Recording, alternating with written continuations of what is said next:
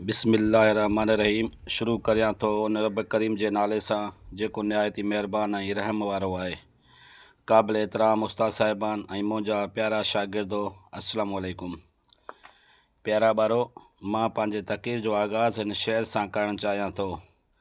वतन जी मिटीअ में वफ़ाउनि जा दास्तान लिकियल आहिनि। वतन जी मिटीअ में वफ़ाउनि जा दास्तान लिकियल आहिनि। शहीदनि जी रत सां आज़ादीअ जा निशान लिकियल आहिनि। ही पाकिस्तान असांजी सुञाणप, असांजो मान आहे। ही पाकिस्तान असांजी सुञाणप, असांजो मान आहे। उन जी हिफ़ाज़त हर पाकिस्तानी ते फ़र्ज़ु आहे।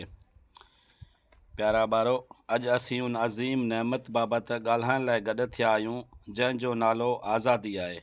14 अगस्त 1947 ईस्वी उहो तारीख़ी ॾींहुं आहे जॾहिं मुसलमाननि जे बेमिसाल क़ुर्बानियुनि, इतिहाद ऐं मुसलसल जिदोजहद खां पोइ पाकिस्तान हिकु आज़ादु इस्लामी रियासत जी सूरत में दुनिया जे नक्शे ते ज़ाहिर थियो।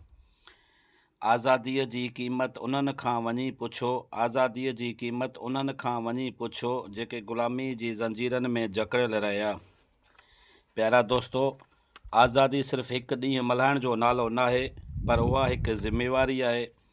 आज़ादी असांखे उहो हक़ ॾिए थी त असीं पंहिंजी दीन, पंहिंजी सक़ाफ़त, पंहिंजी ॿोली ऐं पंहिंजी सुञाणप सां ज़िंदगी गुज़ारियूं।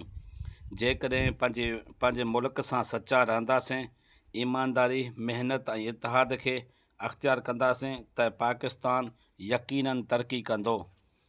क़ाइद आज़म मोहम्मद अली जिन्नाह जो पैगाम ईमान, इतिहाद ऐं नज़म अॼु बि असां लाइ कामयाबी जो रस्तो आहे।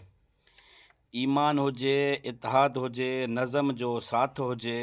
ईमान हुजे, इतिहाद हुजे, नज़म जो साथ हुजे त पाकिस्तान जी तक़दीर में हर रोज़ु नई सुबह हुजे।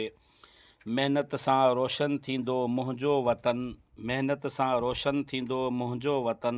हीअ ई हर पाकिस्तानीअ जी दिलि जी सदा हुजे। प्यारा दोस्तो, अचो त अहद करियूं त असीं पंहिंजे वतन सां वफ़ादार रहंदासीं, क़ानून जो एतिराम कंदासीं ऐं पाकिस्तान खे मज़बूत, ख़ुशहाल ऐं तरक़ी याफ़्ता मुल्क बणाइण लाइ पंहिंजो भरपूर किरदारु अदा कंदासीं। दोस्तो, मां पंहिंजी तक़रीर जो इख़्तिताम हिन शेर सां कंदुसि। ख़ुदा करे मुंहिंजो वतन हमेशह आबाद रहे, ख़ुदा करे मुंहिंजो वतन हमेशह आबाद रहे। अमन, मुहबत ऐं तरक़ीअ सां शादाब रहे। ही सब्ज़ हिलाली झंडो हमेशह बुलंद रहे, ही सब्ज़ हिलाली झंडो हमेशह बुलंद रहे। पाकिस्तान ता क़यामत सलामत रहे। पाकिस्तान ज़िंदाबाद।